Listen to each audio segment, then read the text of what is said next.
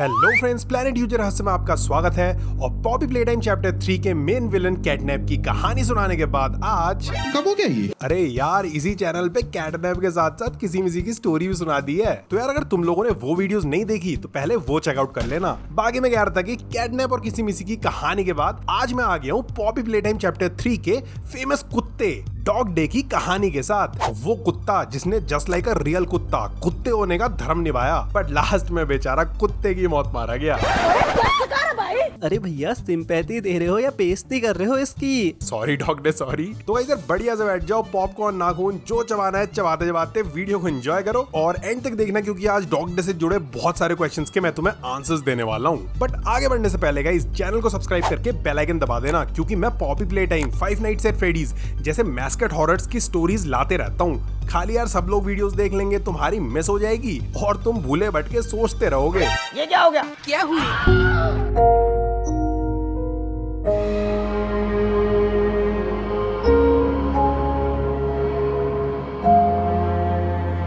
तो गाइस यार, Poppy play time chapter 3 में ना हमें 3 टाइप के डॉग डेज देखने को मिलते हैं। पहला तो होता है स्माइलिंग क्रिटर्स के कार्टून में कार्टून कैरेक्टर वाला डॉग डे। दूसरे होते हैं ये रूइंड क्रिटर्स वाले डॉग डे, जो साइज में ना बहुत ही छुटके से होते हैं। इन बेचारों से अच्छी हालत तो गटर में रहने वाले चूहे और कॉकरोचेस की होती है। हाँ गाइस, इन बेचारे रूइंड क्रिटर्स की फटीचर हालत देख के ना मुझे तो ऐसा लगता है कि ये कह रहे होंगे कि कैटनैप ने तो कुछ मुंह में घुसेड़ा, उसके बाद गले को उधेड़ के नाक से बाहर निकाला। बाकी तीसरा होता है ये बिगर बॉडीज इनिशिएटिव में बनाया गया 9 फुट लंबा डॉग डे, जिसकी हाइट देख के द ग्रेट खली भी शर्मा गया और उसने ना कैटनैप को सुपारी देके इसे 2 से डिवाइड करवा दिया। कुछ भी? अरे मतलब कैटनैप ने इसकी टांगे किडनैप कर ली यार और इसे ना ऐसे लटका दिया। बट क्यों? सो गाइस, वो जानने के लिए ना वीडियो को आगे तक देखते रहो। अब गाइस, आज हम सिर्फ ना ये बिगर बॉडीज इनिशिएटिव वाले डॉग डे की बात करेंगे। रही बात स्माइलिंग क्रिएटर्स के कार्टून वाले डॉग डे और रूइंड क्रिएटर्स वाले इन फटे कपड़ों वाले डॉग डेज की, तो यार इनके ऊपर ना मैं फ्यूचर में वीडियोस पक्का ले आऊंगा। तो गाइस, इस डॉग डे की स्टोरी शुरू करने से पहले मैं तुम्हें स्माइलिंग क्रिएटर्स और बिगर बॉडीज इनिशिएटिव के बारे में ना थोड़ा थोड़ा बता देता हूँ। तो बाहर से प्यारी अंदर से शैतानी, इस प्लेटाइम फैक्ट्री में 1990s के टाइम पे ना टॉयज का अकाल पड़ गया था। पुराने टॉयज से बच्चे बोर हो रहे थे, कमाई तो एकदम डाउन हो गई थी। तो बच्चों का मन दोबारा से कैप्चर करने के लिए इन्होंने शुरू कर दी टॉयज की एक नई सीरीज, जिसका नाम था स्माइलिंग क्रिएटर्स। 8 छोटे साइज के खिलौने जो अलग अलग एनिमल्स से इंस्पायर्ड थे और इनमें से ही एक था डॉग डे। अब गाइस यार, इन स्माइलिंग क्रिएटर्स का कार्टून ना टीवी पे भी आता था और मार्केट में ना इनके प्लस टॉयज भी मिलते थे, जिनके ऊपर एक एक्सप्लेनेशन वीडियो में पक्का बहुत ही जल्दी लाने वाला हूँ। गाइस बहुत सारी वीडियोस हो गई हैं, बट मैं ले आऊंगा गाइस। चल झूठा। Second thing is bigger bodies initiative, जिसके बारे में ना गाइस मैं तुम्हें ना पुरानी वीडियोस में बता चुका हूँ। जैसे कैटनैप वाली वीडियो में बताया था, तो ये ना हार्ली सॉयर नाम के एक बंदे की दिमाग की खुजली थी। एंड शॉर्ट में ना ये समझ लो कि इस इनिशिएटिव के अंडर बड़े बड़े साइज के टॉयज बनाए जाएंगे और इंसानों के बदले उनसे फैक्ट्री में काम कराया जाएगा। सो एम्प्लॉइज की सैलरी का पैसा भी बचेगा और कंपनी के सीक्रेट्स भी सीक्रेट रहेंगे। एक तीर से 2 शिकार बाजी, वाह मजा आ गया। तो गाइस यार, इसी बिगर बॉडीज इनिशिएटिव के under Huggy Wuggy, Kissy Missy, Mommy Long Legs, CatNap सबको बनाया गया था। वो भी कैसे पता है? प्ले केयर में रखे हुए इन बेचारे अनाथ बच्चों को गेम स्टेशन में ले जाओ, उधर उनकी परफॉर्मेंस चेक करो और जो बच्चा परफेक्ट दिखे उसे एक्सपेरिमेंट करके कटाई कुटाई करके मॉन्स्टर में कन्वर्ट कर दो। जैसे थियो ग्रैम्बेल को कैटनैप बना दिया था, मैरी पेन को मॉमी लॉन्ग लेग्स बना दिया था। अब गाइस, ऐसे किसी एक्सपेरिमेंट में या तो प्ले केयर के किसी बच्चे को या फिर प्ले टाइम कंपनी में काम करने वाले किसी एम्प्लॉय, किसी डॉक्टर को डॉग डे में कन्वर्ट कर दिया गया।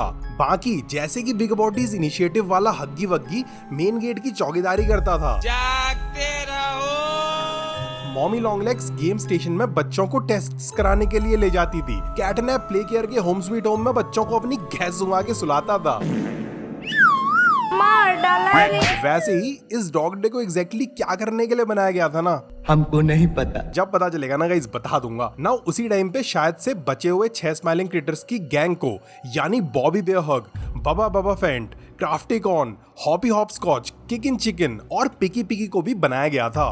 बट अभी तक ना हमें इनमें से ना कोई भी ना गेम में देखने को नहीं मिला है। मे बी इन फ्यूचर मिलेगा, सो जब मिलेगा ना मैं उसके ऊपर एक वीडियो बना दूंगा। अब गाइस, जैसे कि स्माइलिंग क्रिएटर्स के उस कार्टून में डॉग डे को एक लीडर जैसा दिखाया गया था। बताया गया था कि सिचुएशन चाहे कितनी भी बुरी हो, चाहे कितनी भी फटी हो, डॉग डॉग डे ना सनशाइन के जैसे यानी सूरज की किरण के जैसे सबका मूड अपलिफ्ट कर देता है और सबको ना उम्मीद की किरण देता है। सो मुझे तो लगता है ना कि डॉग डे ना इन स्माइलिंग क्रिएटर्स का लीडर था और ये बात ना शायद से कैटनैप को पसंद नहीं थी, उसे लीडर बनना था। बट बाकी 6 क्रिएटर्स तो डॉग डे को ही अपना लीडर मानते थे। जली ना। वैसे भी गाइस यार, ये जो कैटनैप था जिसकी स्टोरी मैंने तुम्हें कैटनैप ओरिजिन स्टोरी वाली वीडियो में सुनाई थी ना, वो प्रोटोटाइप के ना ज्यादा क्लोज था, ना कि इन स्माइलिंग क्रिएटर्स के।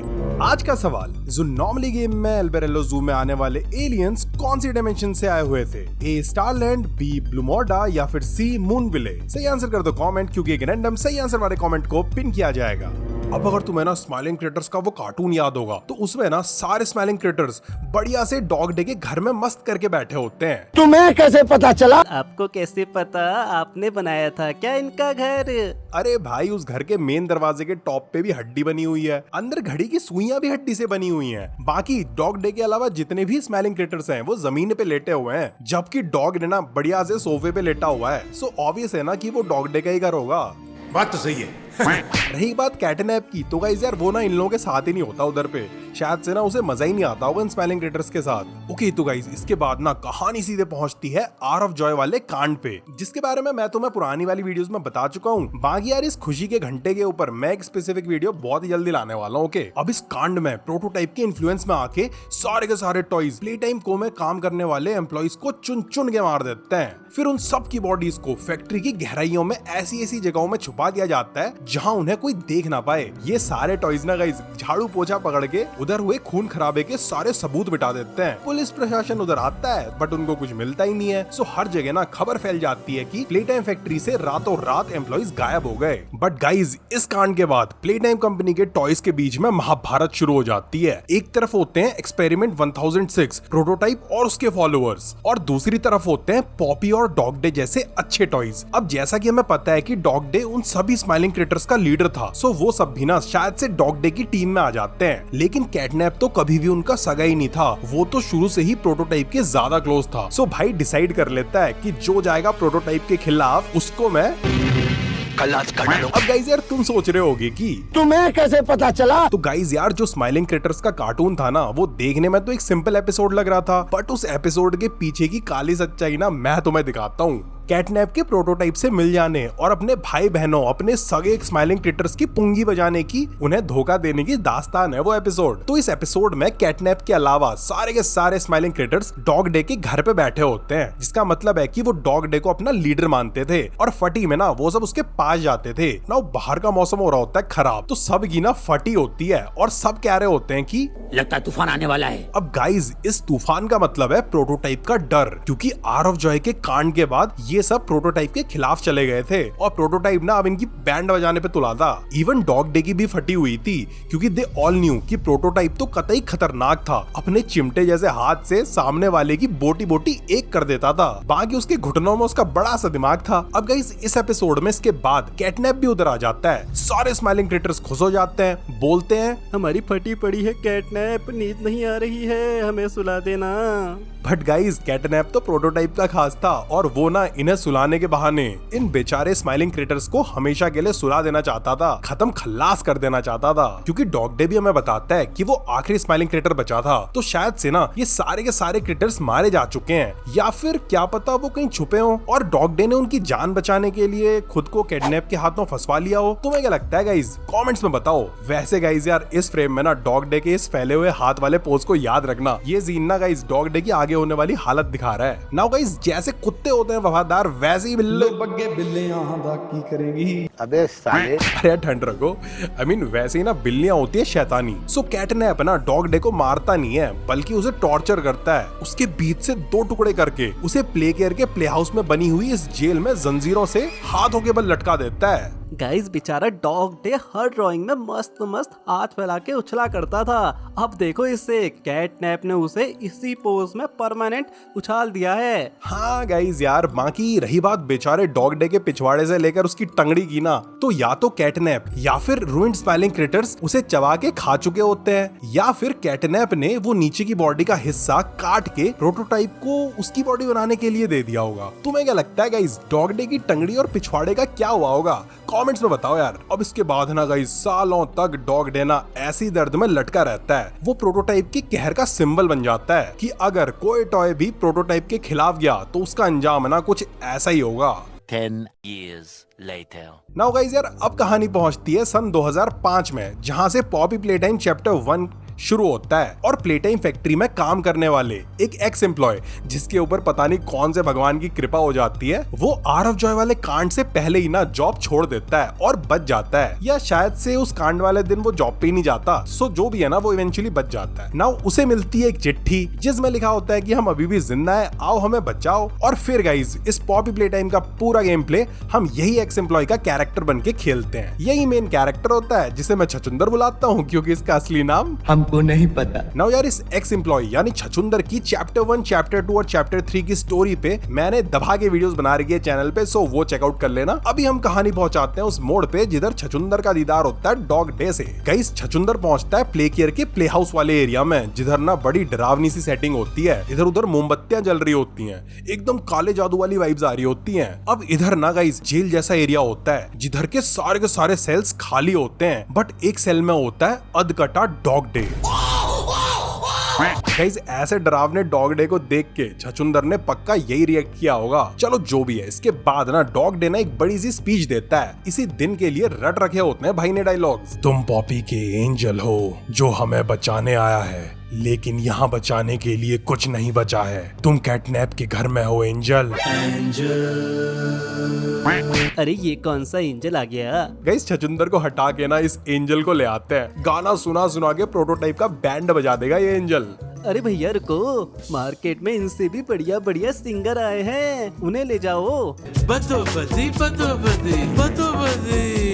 घंटों तक बद्दोबद्दी सुनने के बाद प्रोटोटाइप ने जोड़े हाथ। इसी के साथ प्लेटाइम फैक्ट्री हुई प्रोटोटाइप के आतंक से आजाद। भाई मुझे माफ कर दो।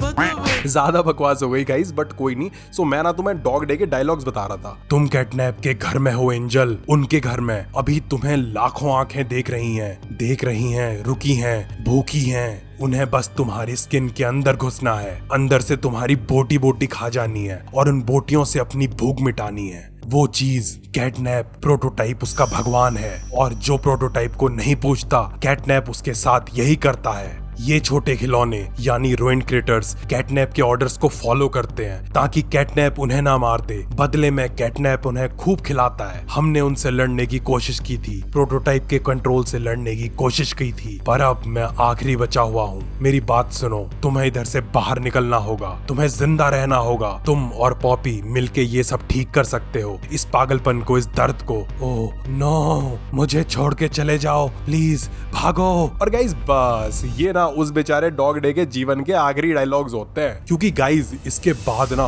वो रूइंड क्रिएटर्स उस बेचारे डॉग डे की बॉडी के अंदर कीड़े मकोड़े की तरह घुस जाते हैं, उसे अंदर से खाने लगते हैं और फाइनली वो उसके दिमाग को खा जाते हैं या पता नहीं क्या करते हैं और डॉग डे की पूरी बॉडी को कंट्रोल कर लेते हैं। अब इसके बाद वो भोला भाला स्माइलिंग क्रिएटर्स का लीडर डॉग डे इतने सालों तक तड़पने के बाद एक ज़ॉम्बी मॉन्स्टर बन जाता है और छछुंदर की जान के पीछे पड़ जाता है। उसकी आंखें जो एकदम पट्ट ब्लैक कलर की थी वो भी ना अब चमकने लगती हैं। उसके डोले शोले हो जाते हैं जिनसे ना वो अपनी लोहे की जंजीरों को तोड़ देता है और फिर वो डोले उसकी बॉडी को घसीटते हुए छछुंदर के पीछे पड़वा देते हैं उसे। वैसे गाइस यार डॉग डे को पहले ही पता चल गया था कि वो स्माइलिंग क्रिएटर्स ना उसे कंट्रोल करके एक ज़ॉम्बी बना देंगे और वो खुद को भी ना कंट्रोल नहीं कर पाएगा। तो अभी ना वो चिल्ला चिल्ला के छछुंदर को उधर से भागने के लिए कहता रहता है। अब छछुंदर प्ले हाउस की उन भूल भुलैयाओं जैसी टनल्स में इस डॉग डे से भागता रहता है एंड एट द एंड वो इधर पे पहुंचता है, एक जंप मारता है और उस लिफ्ट में पहुंच जाता है और सामने से ये दरवाजा बंद हो जाता है। लिफ्ट ऊपर को जाती है और हमें ना गाइस फिर डॉग डे की चिल्लाने की आवाजें आती हैं।